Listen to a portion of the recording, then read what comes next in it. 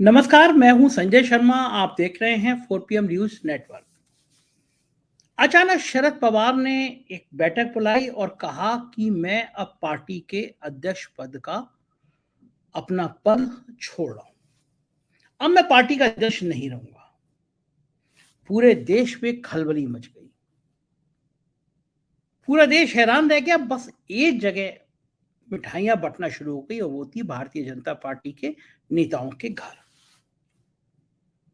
Bharatiya Janata party को लगा कि अब महाविकास अघाड़ी टूट गया, गठबंधन टूट गया।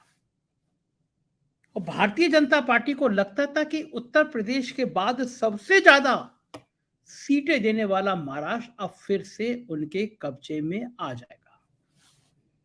मगर एक बार फिर साहब चूक गए। साहब को अंदाजा ही नहीं था कि शरद पवार एक बार फिर उनको गच्चा देने जा रहे हैं।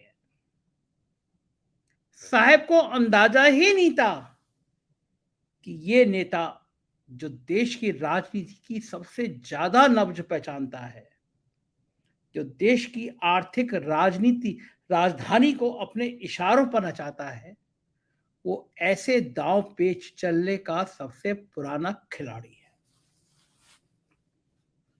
दरअसल गोदी मीडिया के एक बहुत बड़े तबके ने पिछले दिनों ये चर्चा करना शुरू कर दी थी कि शरद पवार के भतीजे अजीत पवार अब भाजपा के साथ आने को तैयार है।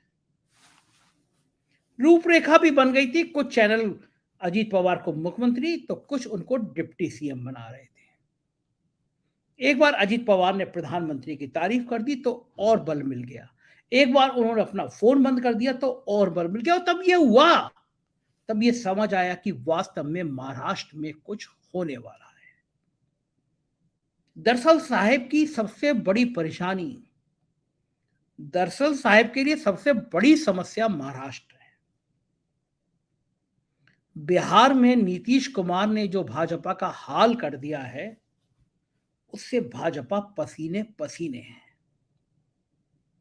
जाति जनगणना पर हाईकोर्ट ने भले स्टे लगा दिया हो, लेकिन नीतीश कुमार जातीय जनगणना कराना चाहते हैं। नीतीश कुमार पिछड़ों को उनका हक दिलाना चाहते हैं। यह बात पूरे बिहार में फैल गई। बिहार में नहीं, पूरे देश में फैल गई। हिंदी भाषी राज्य बिहार, मध्य प्रदेश, राजस्थान, उत्तर प्रदेश, वहां के नेताओं ने यह मुद्दा उठाना शुरू कर दिया कि जातीय जनगणना होनी चाहिए। पिछड़े मांगे 100 में 60 नारा गूंजने लगा। और भारतीय जनता पार्टी को समझ आ गया कि उनकी कमंडल की राजनीति पे एक बार फिर मंडल भारी पड़ता हुआ नजर आ रहा है। बिहार का सारा गणित बिगड़ता हुआ नजर आ रहा है। और भाजपा को समझ आ गया कि अगर अब ये गणित बिगड़ा तो उसके लिए बहुत बड़ी परेशानी खड़ी हो जाएगी। मगर समस्या ये करें तो करें क्या? नीतीश बाबू किसी तरह हत्ते नहीं आ रहे थे। बंगाल में सारे प्रयोग कर लिए साहब ने। तमाम जगह हिंसा भी हो गई, तमाम जगह मीटिंगें भी हो गई, लेकिन इस बार बंगाल में ममता बनर्जी ने झाड़ू लगाने का मन बना लिया। सारे राजनीतिक विश्लेषकों का मन है कि बंगाल में भाजपा डबल डिजिट में नहीं पहुंच पाएगी। कर्नाटक गले में फंसा हुआ है। प्रधानमंत्री को गली गली बजरंग बली के नारे लगाने पड़ रहे हैं। केरल स्टोरी पिक्चर का जिक्र करना पड़ रहा है। मायावती को बुलाना पड़ रहा है। लेकिन कर्नाटक में 40% कमीशन का नारा गली गली घर घर गूंज रहा है। शिमला में नगर पालिका के नतीजे आए तो बीजेपी का सुपड़ा साफ हो गया। कांग्रेस बम बम हो गई। 24 सीटें कांग्रेस, 9 सीटों पर रह गई बीजेपी। बंगाल, बिहार, कर्नाटक, चीजें खराब है। मध्य प्रदेश के हालात खराब हैं। मध्य प्रदेश और राजस्थान में एक को छोड़कर लगभग सारी सीटें बीजेपी के पास थी। और महाराष्ट्र में अगर महाविकास अघाड़ी इतनी ही मजबूती से लड़ता रहा, इतनी ही मजबूती से खड़ा रहा, तो बहुत जाने माने पत्रकार कहते हैं बीजेपी 5-6 सीटें ले आए तो बहुत बड़ी बात होगी, उसमें एक नितिन गडकरी की भी हो सकती है अगर उनको टिकट मिला तो। पूरे महाराष्ट्र में ये चर्चा है कि महाराष्ट्र में लगने वाले 4 बड़े उद्योगों को उठाकर गुजरात भेज दिया गया। महाराष्ट्र का जनमानस नाराज है, उनको लगता है उनका हक गुजरात में चला गया, और ये बात भारतीय जनता पार्टी के पसीने छुड़ा रही है। हालात इतने खराब है कि एक उपचुनाव में बीजेपी अपना प्रत्याशी खड़ा करने की हिम्मत नहीं जुटा पाई। एक सीट ऐसी जहां पे सालों से बीजेपी जीतती रहती, हार गई, वो बीएमसी के चुनाव नहीं करा पा रही। तब साहेब ने दांव लगाया शरद पवार पर। बीच में चर्चा हुई कि गौतम अडानी 2 बार उन्होंने शरद पवार के साथ लंबी बैठक करी, तो इस बात को और बल मिला कि शायद शरद पवार साहेब से, प्रधानमंत्री से कुछ डील करना चाहते हैं। और जब शरद पवार का इस्तीफा हो गया तो ये बात और चर्चा का विषय बन गई कि अब ये डील होने वाली है। और जैसे ही इस्तीफे के बाद बात हुई अब अब तो बीजेपी के साथ गठबंधन होने वाला है। लेकिन फिर शरद पवार ने गेम खेला, जो कमेटी बनाई थी नए अध्यक्ष के लिए, उसने एक लाइन से कह दिया कि नहीं, हमें आप ही मंजूर हैं। राजनीतिक पंडितों का कहना है कि शरद पवार अपना तापमान नापना चाहते थे। जब देश भर से विपक्ष के नेताओं के फोन आने लगे कि आपको ही कमान संभालनी है, तब शरद पवार को समझ में आया कि 2024 के खेल में अभी उनके प्रधानमंत्री बनने की संभावना भी हो सकती है। इस बीच में उनके परिवार में, सुप्रिया सुले में, उनकी बेटी में और भतीजा अजीत पवार में जो शीत युद्ध की खबरें आ रही थी, इस इस्तीफे के बाद सब थम गई। जिस तरह पूरी पार्टी शरद पवार के पीछे खड़ी हुई, उससे साफ हुआ कि शरद पवार का कोई विकल्प नहीं है।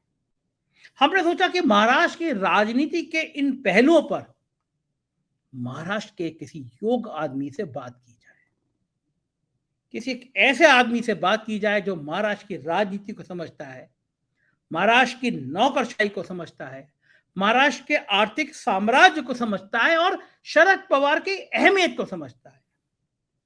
तो हमने सोचा रिटायर्ड इंडियन रेवेन्यू सर्विस के क्लास 1 अफसर दिनेश बोरा जी को आमंत्रित किया जाए और दिनेश बोरा जी से सुना जाए कि चल क्या रहा है महाराष्ट्र में।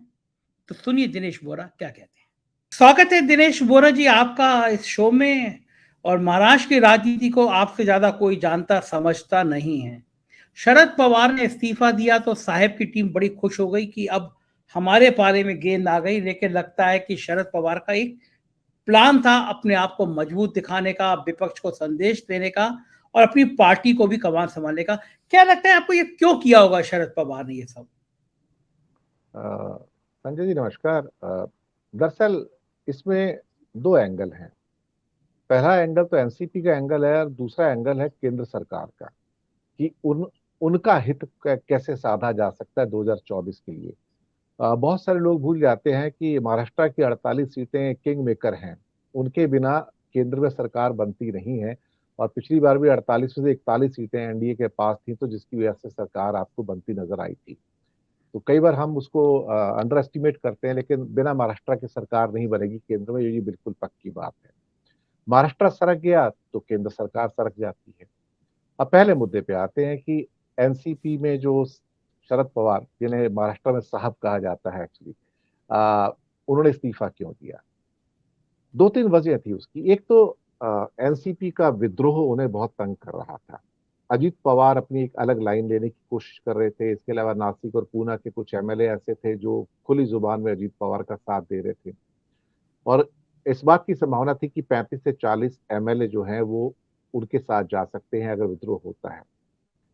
लेकिन शरद पवार पुराने चने हैं और उन्होंने राजनीति के रंग पिछले करीब करीब 63 सालों से देखे हैं, और जितना उनको भीष्म पितामह माना जाता है इस राजनीति का, शायद किसी और को नहीं माना जाता है। उनको भी इस बात का शायद अंदर से रंज हुआ होगा कि उन्हीं का भतीजा, जो कि उन्हीं के द्वारा कोचिंग दी गई थी, और वो आज उनको चुनौती दे रहा है। तो फिर एक तीर से कई निशाने साध लिए गए कि उनको भी उनका प्लेस बता दिया जाए कि आफ्टर ऑल तुम कहाँ पर हो, हालांकि इसमें उनकी कोई इंसल्ट करने वाली बात नहीं थी, लेकिन उनको उनको प्लेस बताना जरूरी था कि साहब मैं हूं, साहब आप नहीं। दूसरी बात, अभी भी एनसीपी में जो होगा वो मेरी वजह से होगा। हमें एक बात नहीं भूलना चाहिए कि कुछ समय तो मांगा कमेटी से उन्होंने, हालांकि कमेटी ने सीधा उन्हीं को कह दिया कि आप ही बने रहेंगे। तो इस ढंग से पूरी की पूरी एनसीपी दोबारा से रीयूनाइट हो गई। जो उसमें विद्रोह पनप रहा था वो समाप्त हुआ है। और ले दे के सुप्रिया सुले हैं, अजीत पवार हैं, या प्रतिभा पवार हैं, या उनके दामाद साधारण सुले हैं, ये उनकी राजनीति है। उनको मालूम था चारों को कि ये होने जा रहा है। अजीत पवार की बगावत तंग तो कर रही थी, परेशान तो कर रही थी, लेकिन कोई ना कोई एक फार्मूला जरूर निकाला था जिसके द्वारा कि एनसीपी का जो ह्रास है, शरण है, उसको रोक दिया जाए और एमवीए में उसकी जो स्थिति है उसको और मजबूत बनाया जाए। एमवीए को अगर इकट्ठा किसी ने रखा आज तक महाराष्ट्र में तो शरद पवार साहब ने रखा है, क्योंकि कांग्रेस के और शिवसेना के अपने अपने विरोधाभास हैं जिनको शिव साहब ही साध सकते थे। दूसरी बात, पवार साहब की इमेज थी कि किंग कौन है अल्टीमेटली महाराष्ट्र का। अब यहाँ पर अजीत पवार साहब किंग बनने की कोशिश कर रहे थे कि अब मैं सारे के सारे मोहरे चलाऊंगा, और वो शायद पवार साहब की ईगो को मुझे लगता है बर्दाश्त नहीं हुआ होगा। मुझे एक बात पक्की थी कि अजीत पवार जहां बीजेपी के साथ जा सकते हैं, शरद पवार पुराने कांग्रेसी हैं, वो कभी बीजेपी के साथ नहीं जाएंगे। उनको शायद उनका डीएनए वो नहीं है कि वो बीजेपी के साथ चले जाएं। तो एनसीपी का सारा कैडर इस पर्टिकुलर घोषणा के बाद एकजुट नजर आया, पवार साहब के साथ नजर आया, और अजीत पवार के लिए एक संदेश था कि तुम्हारा भविष्य यहीं पर है, इससे बाहर नहीं है, और तुम जब तक साहब हैं तब तक बाहर जाने की कोशिश मत करना, और जाओगे एक बार जा चुके हो दोबारा मत करना, वरना तुम्हारा भविष्य वही होगा जो शायद एकनाथ शिंदे का शिवसेना में हुआ है। क्योंकि अभी भी सारी पकड़ जो है शिवसेना की वो उद्धव ठाकरे के पास है, ना कि शिंदे के पास। और पिछले जितने यहाँ पर चुनाव हुए, एपीएमसी के चुनाव हो या कस्बा पेट का चुनाव जो बाकी हुए हैं, कई काउंसिल के चुनाव हुए हैं, वहाँ उद्धव की शिवसेना ही सुप्रीम होकर निकली है। तीसरी बात यह है इसके अंदर की लोकसभा के इलेक्शन को देखते हुए भारतीय जनता पार्टी की बेचैनी थी कि वो ये यहाँ की 48 सीटें उसको खल रही हैं कि यहाँ से 10-12 सीटें भी नहीं आ पाएंगी अगर ये हालात रहे। और सी वोटर सर्वे भी कहता था कि 48% वोट इनको मिलेंगे। तो अगर महाराष्ट्र को नहीं साधते हैं और एनसीपी को नहीं तोड़ते हैं तो बात नहीं बन पाती है। एक बहुत महत्वपूर्ण कमी यह है भारतीय जनता पार्टी के पास महाराष्ट्र में कि उनके पास कोई मराठा नेता नहीं है। मैं इस बात को कई बार कह हाँ चुका हूं। उनके पास हाँ हाँ। फडणवीस है या गडकरी हैं, ये नागपुर के नेता हैं, लेकिन एक मराठा चेहरा होता है। हालांकि राधाकृष्ण विखे पाटिल भी हैं, हमारे कई दोस्तों ने चर्चा भी की है, लेकिन जो ऑरा अजीत पवार का है वो किसी और का नहीं है। तो इनको एक मराठा चेहरे की जरूरत है, वो मराठा चेहरा इनके पास नहीं है, वो वैक्यूम है। दूसरी बात, महाराष्ट्र में लड़ाई ब्राह्मणवाद और नॉन ब्राह्मणवाद की भी है। फडणवीस जो है वो ब्राह्मणवाद का चेहरा है, और कई बार जो मराठा लॉबी है जो वेस्टर्न महाराष्ट्र है उसको बर्दाश्त नहीं कर पाती है। मेरी समझ में ये सारी जो राजनीति है अभी खास तौर से शरद पवार साहब ने अच्छे ढंग से साधी है, और उन्होंने एक बार फिर साबित किया कि भीष्म पितामह मैं ही हूं, और जो कदम मैं उठाऊंगा उसको सबको मानना पड़ेगा। इसमें सारी पार्टी भी एकजुट हुई है जो टूट रही थी, इसमें जो विद्रोह है जो पनप रहा था उसको भी समाप्त किया है, अपनी पोजीशन को रिट्रेट किया है कि मैं ही किंग हूं, और अजीत पवार को उसका स्थान बताया कि तुम थोड़ा वेट करो, इतने उतावले मत हो। एक पॉसिबिलिटी ये होगी कि हो सकता है कि उद्धव की जगह पे अजीत पवार को भविष्य में एमवीए का चीफ नियुक्त कर दिया जाए, ताकि वो एक अल्टरनेट कैंडिडेट हो सके मुख्यमंत्री के, और उद्धव की जगह आदित्य ठाकरे उप मुख्यमंत्री पद पर आएंगे। तो इससे उद्धव की ईगो भी सेटिस्फाई रहेगी, और कांग्रेस भी सेटिस्फाई, और एनसीपी भी सेटिस्फाई रहेगी। तो एक तीर से बहुत सारे निशाने जो हैं वो संजय जी इन्होंने साध लिए हैं। मैं समझता हूँ कि ये जो मास्टर स्ट्रोक मारा है शरद पवार साहब ने, इसने साबित कर दिया है कि अभी पार्टी नहीं टूटेगी। अगर कोई तोड़ के जाना चाहेगा तो उसका बहुत बड़ा नुकसान होगा। जी संजय। हाँ बिल्कुल बिल्कुल, बहुत सार्थक शब्दों में आपने सारी बात कह दी। दिनेश जी, ये लोग मानते हैं कि शरद पवार किसी भी स्थिति में भारतीय जनता पार्टी के साथ नहीं जा सकते, क्योंकि महाराष्ट्र का बहुत बड़ा मुस्लिम तबका उनका साथ देता है। इस बात में कितनी सच्चाई है? ये बात आपकी बिल्कुल सही है कि मुस्लिम तबका कभी भी बीजेपी के साथ तो नहीं जाएगा। दूसरी बात ये है कि वेस्टर्न महाराष्ट्र जो उनकी टेरिटरी है, राइट फ्रॉम पूना से लेके बारामती, उसके बाद सतारा, कराड़, इस्लामपुर, कोल्हामपुर की जो सारी बेल्ट है, ये सारी की सारी बेल्ट साहब ने पिछले 60 सालों में नर्चर की है। वहां का बच्चा बच्चा इनको जानता है। वहां की हर मिट्टी का एक एक कण जो है वो उनको पता है कि शरद पवार साहब ने उनके लिए क्या किया है, कि इस जमीन पे पहले इतना कुछ समृद्धि नहीं थी, और इनके कारण ही पूरा का पूरा ये एरिया आज पूरे देश का सबसे समृद्ध इलाका जाना जाता है। वहाँ पे कैनाल सिस्टम्स हैं, वाटर हैं, हिल्स हैं, खेती है, गन्ने की खेती यहाँ पे बहुत ज्यादा है, तो पैसा बहुत है। लेकिन साहब के प्रति जो क्या कहते हैं कि फेथफुलनेस है लोगों की, लॉयल्टी है, बहुत बड़ी है। वो साहब के नाम पे मर मिटने को तैयार है, मैं आपको बताऊं। हो सकता है जब साहब कहेंगे तो फिर अजीत पवार के कहने पे मर मिटने को तैयार नहीं होंगे। और मुस्लिम्स तो डेफिनेटली वो कांग्रेस को ही वोट देंगे, और अब चूंकि एमवीए है तो उनको वोट देंगे, वो वोट इनसे छिटकेगा नहीं। और साहब के नाम पे वोट आएगा ही आएगा। मुझे नहीं लगता कि अजीत पवार उसको झटक लेने में कामयाब होंगे। अजीत पवार की भलाई इसी में है कि साहब के साथ रहे। दिनेश जी, मैंने जितने लोगों से बात की महाराष्ट्र में, मुंबई प्रेस क्लब के पदाधिकारियों से बात करी, कुछ सामाजिक कार्य से जुड़े हुए उन लोगों से बात की, राजनीतिक विशेषज्ञों से बात की, कोई भी ये नहीं कह रहा कि अगर महाविकास अघाड़ी गठबंधन इसी तरह मजबूती से लड़ा तो बीजेपी 5-6 से ऊपर बढ़ पाएगी। तो इतना बड़ा डेंट जो एनडीए का बता रहे 41 सीटें, उसकी जगह 5-6 रह जाए तो भारतीय जनता पार्टी की हालत तो 200 से भी के आसपास अटक जाएगी देश में। उससे भी कम जा सकती है। उसका एक कारण यह है कि तीन स्टेट ऐसी हैं जो भारतीय जनता पार्टी को सबसे बड़ा डेंट मार रही हैं। कर्नाटक बड़ा डेंट मार रहा है, मैं आपको बता दूं अभी से। और जहां उनकी 28 में से 25-26 सीटें थी, वो घटकर ऑलमोस्ट उनकी 7-8 सीटें रह जाएंगी। आ, एक जातिगत जनगणना का जो मुद्दा बिहार से उठा है, जहां पर उनको बैन कर दिया गया है, और ये एक तरह से मास्टर स्ट्रोक बन गया है नीतीश कुमार के लिए, क्योंकि इसी मुद्दे को लेके अब आप देखिएगा 2024 का इलेक्शन होगा।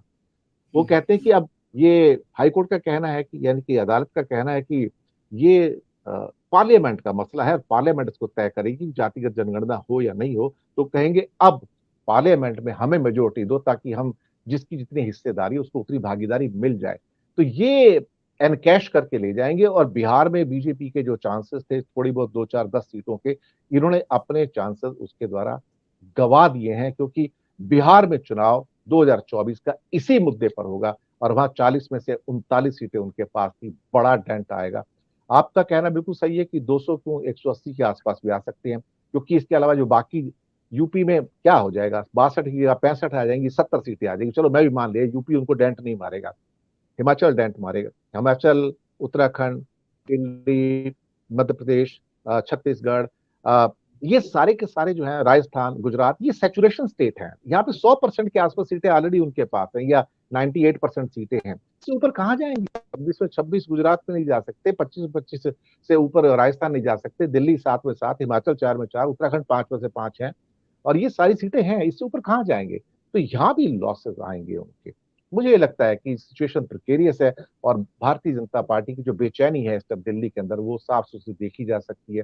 एक किस्म की घबराहट है, बौखलाहट है, जो आपको कर्नाटक के चुनाव में दिखाई देगी। और कई विश्लेषकों से मेरी बात हुई है, मैंने बहुत प्रोग्राम किए हैं कर्नाटक के ऊपर, काफी लोगों से बातचीत की है। कर्नाटक में भारतीय जनता पार्टी अगर 60 सीटें जीत जाए, कई लोगों ने कहा है, मैं नहीं कह रहा हूँ, कि 60 सीटें जीत जाए तो अपने आप को शुक्रिया अदा करना चाहिए कि हाँ हम 60 सीटें जीत गए। ऐसी हालात है उनके आज की डेट में। तो आपकी बात सही है कि 200 सीटें, 220 सीटें लाना भी एक किस्म से शायद भारतीय जनता पार्टी के लिए मुश्किल हो जाएगा। दिनेश जी, अगर ये हालात रहे तो प्रधानमंत्री नरेंद्र मोदी जी क्या करेंगे? उनका आपको क्या लगता है? अगर वो चुनाव हार गए, एक कल्पना करते हैं 200 सीटें रहती हैं, नेता विपक्ष रहेंगे या फिर कुछ और करेंगे? देखिए, नरेंद्र मोदी का जो चरित्र है, वो कोalition में सरकार चलाने का नहीं है। उन्हें कोalition का अनुभव भी नहीं है। उन्हें सारी जिंदगी फुल मेजोरिटी देखी है। जिनको कोalition की सरकार चलानी है, उनको या तो मनमोहन सिंह जैसा होना चाहिए या अटल जी जैसा होना चाहिए। वो बर्दाश्त लोगों को, क्योंकि वहां लोग मंत्रालय भी मांगेंगे, डिसीजन भी करेंगे।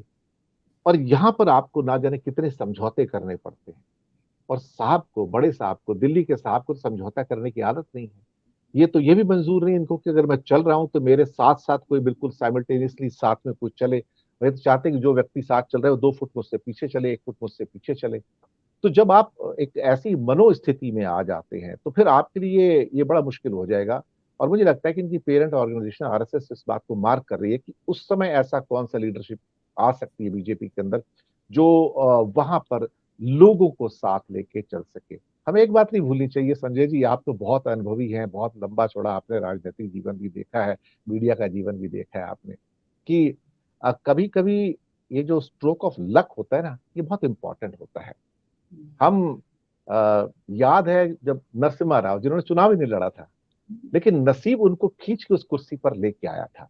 हम बहुत बार लोगों को राइट ऑफ कर देते हैं कि नहीं, इसकी तो कोई भविष्य बचा नहीं है। हम गडकरी को राइट ऑफ कर देते हैं, राजनाथ सिंह को राइट ऑफ कर देते हैं, हम बहुत सारे चेहरों को राइट ऑफ करते हैं, दूसरे दलों में भी राइट ऑफ करते हैं। मैं एक बात मान के चलता हूँ कि राजनीति में किसी को राइट ऑफ मत कीजिएगा, किसी का नाम मिटा मत दीजिएगा। कौन कब धूमकेतु की तरह वापिस आ जाए और उसका नसीब का सितारा चमक जाए और वो वहां पर बैठ जाए। बहुत सारे लोग राहुल गांधी का मजाक बनाते हैं कि इनके अंदर तो प्रधानमंत्री बनने की अक्ल नहीं है, या चेहरा नहीं है, या उसकी एक पावर होनी चाहिए, वो नहीं है। लेकिन प्रेसिडेंट और प्राइम मिनिस्टर काबिलियत से नहीं बनते साहब, नसीब से बनते हैं। अगर नसीब में होगा राजा बनना, तो नसीब में तो फिर एक शराब पीने वाला जहांगीर भी राजा बन जाता है, लेकिन नसीब में सही। है ना साहब, शाहजहां भी बन जाता है साहब। तो ये जी। नसीब की बात है साहब, और कुछ नहीं है, स्ट्रोक ऑफ लक है। जी अच्छा दिनेश जी, मैं थोड़ी सी ना भविष्य की कल्पना करना चाहता हूँ आपके साथ, चूंकि आप क्लास वन अफसर रहे हैं, तमाम आपने चीजें देखी हैं। अगर कोई गठबंधन की सरकार बनती है, और मैं काल्पनिक नाम ले रहा हूँ, मान लो गडकरी जी उसके नेता बन जाते हैं, गडकरी जी को विपक्ष के लोग भी बहुत पसंद करते हैं, या फिर बीजेपी इतनी कम रह जाती है कि एक थर्ड फ्रंट की सरकार विद कांग्रेस बन जाती है, उस स्थिति में प्रधानमंत्री जी करेंगे क्या? वो संसद में एक मेंबर ऑफ पार्लियामेंट रहेंगे या फिर कुछ और करेंगे? आपके दिमाग में क्या आती है, पहली तस्वीर क्या आती है? प्रधानमंत्री संन्यास ले लेंगे, राजनीति छोड़ देंगे, या रहेंगे संसद में? आप मोदी जी की बात कर रहे हैं। जी हाँ, मैं मोदी जी की बात कर रहा हूँ।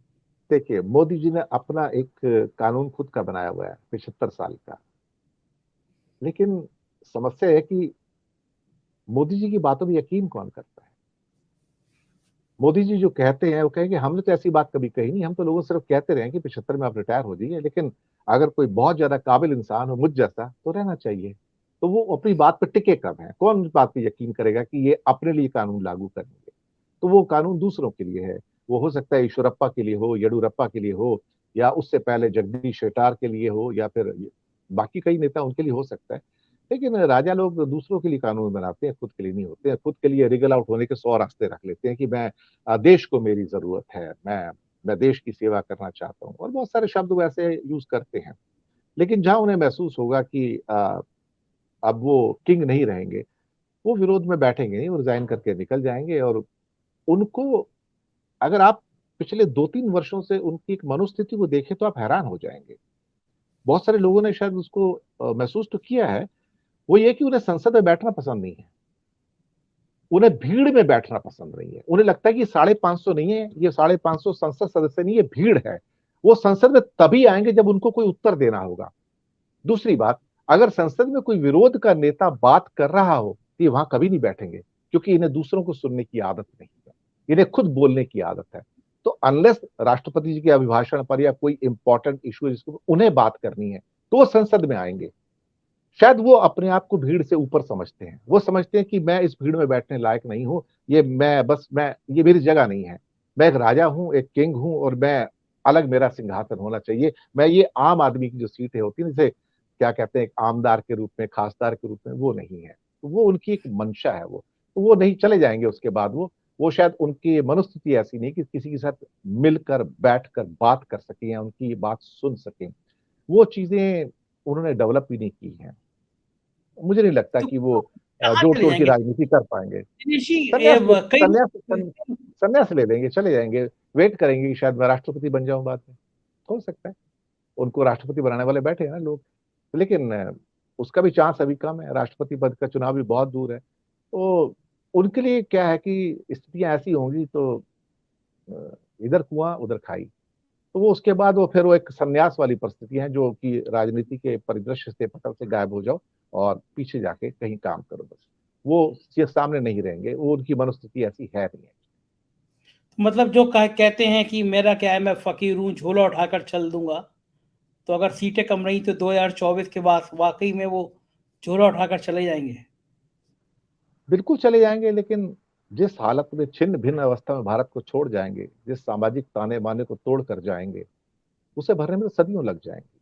आप एक बनी बनाई चीज को आप पल में तोड़ सकते हैं। आप बामियान बुद्धा को पल में तोड़ सकते हैं, जिसको सैकड़ों साल लगे। आप एक ताजमहल को तोड़ सकते हैं, बनाने में 22 साल लगे हैं।